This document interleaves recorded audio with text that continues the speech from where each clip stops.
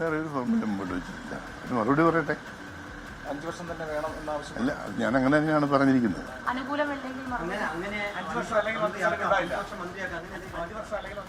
അത് അന്നേരം ആലോചിച്ച് തീരുമാനിക്കും. ഇപ്പം എങ്ങനെയാണ് പറയുന്നത്? അതെ, മന്ത്രിയാകുന്നതിനെ കുറിച്ച് തീരുമാനമാകുന്ന പിന്നെയാണ് വകുപ്പിൻ്റെ കാര്യം. അതിലോട്ട് നമ്മളിവിടെ പറയേണ്ട കാര്യമല്ലല്ലോ. പറയേണ്ട ആളുകളല്ലേ പറയേണ്ടി. പിന്നെ ഏതായാലും ഒരു മീറ്റിംഗ് കൂടെ ഉണ്ട്, അത് കഴിഞ്ഞാൽ ഫൈനലായിട്ട് തീരുമാനമാകുള്ളൂ.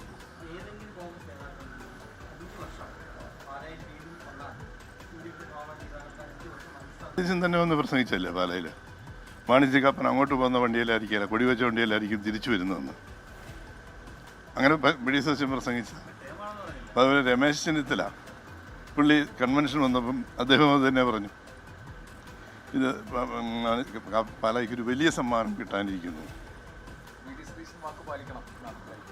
പിന്നെ അവർ രണ്ടാൾ ഇത് പറഞ്ഞതാണ്.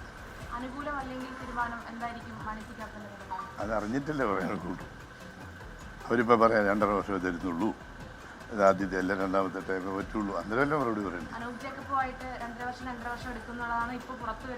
അത് പുറത്ത് നിങ്ങൾക്ക് കിട്ടുന്നല്ല, എനിക്ക് കിട്ടിയിട്ടില്ല.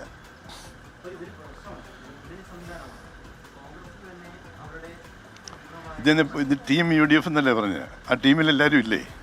ഞാൻ മാണി സി കാപ്പന്റെ പ്രതികരണമാണ്. അദ്ദേഹം ഏതായാലും ടേം വ്യവസ്ഥ എന്നുള്ളതിനോട് അനുകൂലിക്കുന്നില്ല എന്നത് പരോക്ഷമായി തന്നെ വ്യക്തമാക്കുകയാണ്. അങ്ങനെയൊരു സൂചന തനിക്ക് ലഭിച്ചിട്ടില്ല. ഒപ്പം തന്നെ മന്ത്രിയാകണം എന്നതിൽ അദ്ദേഹം ഉറച്ചു നിൽക്കുകയാണ്. കാരണം B.D. സതീശൻ, രമേശ് ചെന്നിത്തല എന്നിവർ ഉറപ്പ് നൽകിയിട്ടുള്ളതാണ്. പ്രത്യേകിച്ച് തെരഞ്ഞെടുപ്പ് പ്രചാരണ സമയത്ത് അത് പാലിക്കേണ്ടതാണ് എന്നുകൂടി വ്യക്തമാക്കുന്നു.